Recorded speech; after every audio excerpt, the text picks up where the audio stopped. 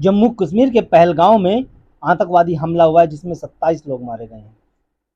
दिल दहला देने वाली इस घटना के बाद पूरा देश अब न सिर्फ आक्रोश में है बल्कि गुस्से में भी है। और साफ तौर पर देखा जाए तो हर कोई बुजुर्ग, महिला, पुरुष, युवा एक ही बात कह रहा है कि मोदी जी हमें अनुमति दें तो पाकिस्तान का हम सत्यानाश कर देंगे। इस पर बातचीत करेंगे हमारे साथ भीम आर्मी जय भीम के अध्यक्ष मंजीत नौटियाल जी हैं। नौटियाल साहब, स्वागत है आपका। किस तरह से देखते हैं इस हमले को, क्योंकि आप भी युवा हैं और आप भी कहीं ना कहीं सोशल वर्किंग में जुड़े रहते हैं। देखिए, जम्मू कश्मीर के पहलगाम में जो आतंकी हमला हुआ है, आतंकियों ने और ये उन्होंने बुज़दिली और कायरतापूर्ण कृत्य किया है। और जिस तरह से हमारे पर्यटकों को वहाँ पर बंधक बनाकर मारा गया, ये एक बहुत उन्होंने दुस्साह किया है और बहुत बड़ा उन्होंने अपराध किया है और उन्होंने हमारे देश को ललकारा है। और जिस घटना की जितनी निंदा की जाए उतनी ही कम है। किसकी और साजिश मानते हैं इसको, क्योंकि एक बड़ी साजिश के तहत ये प्री प्लान इस घटना को अंजाम दिया गया। देखिए, आतंकवादी की हम कई बार इस बात को मीडिया में कह चुके हैं कि आतंकवादी और अपराधी की कोई जाति नहीं होती है। आतंकवादी आतंकवादी है, अपराधी अपराधी है। और अपराधी को जब तक हम लोग उसको ईंट का जवाब पत्थर से नहीं देंगे तो वो दुस्साह करता रहेगा। पाकिस्तान की फितरत रही है और एक मुट्ठी भर देश हमें बार बार ललकार रहा है। और वो देश जिसको रहने के लिए हमने ज़मीन दी, जिसको हमने रहने के लिए सब चीज़ें उपलब्ध कराई, ये भारत की एक महानता है कि और भारत की महानता होने के पश्चात भी वो ऐसा कायरतापूर्ण कृत्य कर रहा है। हमारे पर्यटकों को वहाँ पर, निहत्थे लोगों पर उन्होंने AK-47 बहुत सारे हथियारों से हमला करके, हमारे कुछ परिवार तो ऐसे थे वहाँ पर, अभी शादीशुदा थे, कमांडर थे, उनका क्या कसूर था? भाई, आपको अगर जंग करनी है ना तो अपने प्रधानमंत्री को कहिए हम कमज़ोर हैं। आप अपने देश के आर्मी चीफ से कहिए हम कमज़ोर हैं। तो हम देश की सरकार से भी अपील करते हैं कि जो हमारे देश में वर्तमान में जो हमारे प्रधानमंत्री जी हैं, श्री नरेंद्र मोदी जी, आप इस दुख की घड़ी में, पूरा देश आपके साथ खड़ा है और ये एकता और एक साथ और भाईचारे का समय है। सभी राजनीतिक दलों को, सामाजिक दलों को एकजुट होने का समय है, क्योंकि ये राजनीतिक मामला नहीं है, ये हमारे देश के सम्मान और स्वाभिमान का मामला है। जब अब आज भारत माँ की सम्मान को आना चाहिए और भारत माँ के सम्मान को आना चाहिए तो दुश्मनों का ऐसा नेस्ता नाबूद करेंगे कि वो याद रखेंगे। और हम देश की सरकार से ये भी अपील करते हैं कि अब देश की सेवा करने का समय आ गया है।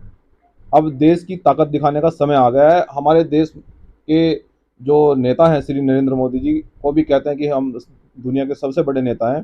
तो अब हमें ये परिचय भी देना होगा, हमें ये बताना भी होगा कि देश की जो महाशक्ति है, भारत एक महाशक्ति है, उसको हमें साबित भी करना होगा।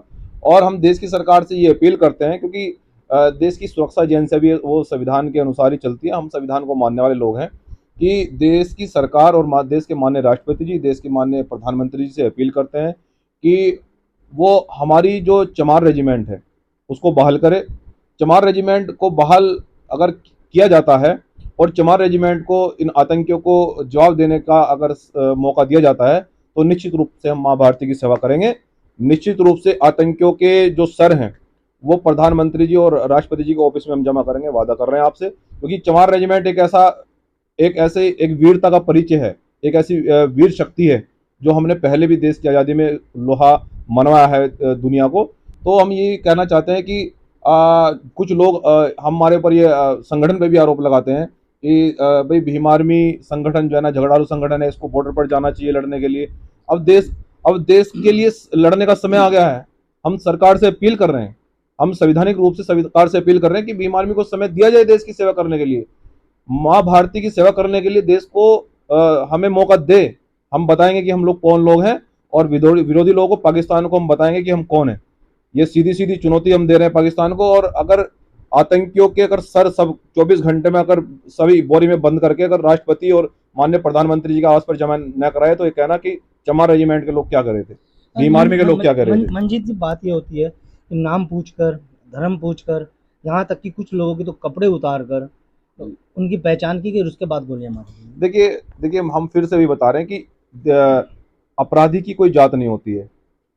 हम वही बता रहे हैं कि अफजल के भेष में आतंकियों को पलने नहीं देंगे, अफजल के भेष में आतंकियों को नहीं पलने देंगे।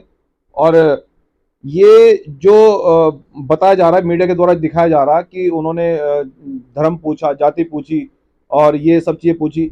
देखिए मीडिया को भी कहीं ना कहीं ये चीज़ ध्यान रखनी चाहिए कि ये हमारे देश का मामला है, ये देश के सम्मान का मामला है। वो इसको हिंदू और मुसलमान से न जोड़े, क्योंकि मुसलमान भी, जो लोग मुसलमान इस देश मुल्क के लिए बलिदान दे रहे हैं, जिन्होंने बलिदान दिया है, तो उनकी राष्ट्रीयता पर या उनकी देशभक्ति पर कोई सवाल नहीं होना चाहिए। लेकिन हाँ, जो लोग गद्दारी कर रहे हैं उनको छोड़ा नहीं जाना चाहिए। संविधान में जो स्वतंत्र तुला है उसको बिल्कुल स्वतंत्र रहना चाहिए। सरकार ने पाकिस्तान के खिलाफ 4-5 फैसले लिए हैं, जिसमें वो सिंधु नदी मामला है, वहाँ पर उसको वापस ले लिया है, और जो अटारी बॉर्डर है उसको बंद करने का आह्वान किया गया है, और वीज़ा पाकिस्तानी नागरिकों को नहीं देने का फैसला लिया गया है। तो साथ में जो पाकिस्तानी हिंदुस्तान में रह रहे थे उनके वीज़े कैंसिल कर दिए और 48 घंटे में उनको वापस भेजने का अब आदेश दिया गया है। तो इसको किस तरह देखते हैं? बिल्कुल, सब पाकिस्तान की सभी चीज़ों को बंद करना चाहिए, क्योंकि वो हमें बार बार इंडिकेशन देता रहता है, हमें बार बार जो है ना हमें जो है ना इंडिकेशन बार बार ये देता रहता है कि हम गद्दार हैं। ये पाकिस्तान बताता रहता है कि वो अपनी जो उनकी कार्यशैली है, जो उनकी नस नस में गद्दारी भरी है, जो उनकी मानसिकता है, वो उसको कभी नहीं छोड़ेंगे। इसलिए इनका जो सिंधु समझौता है वो भी रद्द करना चाहिए, और जो व्यापारिक समझौता है वो भी रद्द करना चाहिए। और जो विजय का जो मामला है, विजय में छूट क्यों दे रही है सरकार? हम सरकार से भी सवाल करना चाहते हैं, आप ऐसे लोगों को छूट क्यों दे रहे हैं जो जिन पर हमें भरोसा ही नहीं है, जो पहले से हमारे देश की सुरक्षा के लिए खतरा बने हैं। अभी पुलवामा हमला हुआ, जाने कितने परिवारों के चिराग बुझे हैं, जाने कितने परिवार के लोग शहीद हो गए जो अकेले थे। तो ये हम इतना नुकसान अपने देश को क्यों करवा रहे हैं? हम कमजोर हैं? हम ये पाकिस्तान वही देश है जिसको हमने एक टुकड़ा बांट कर दिया है कि रहने के लिए, और अगर दिमाग खराब हो गया पाकिस्तान का तो वापस भी ले लेंगे, खाली करा देंगे, भगा देंगे पाकिस्तान से भी, या पाकिस्तान भी अपने कब्जे में ले लेंगे, क्योंकि देश बहुत शक्तिशाली देश है भारत।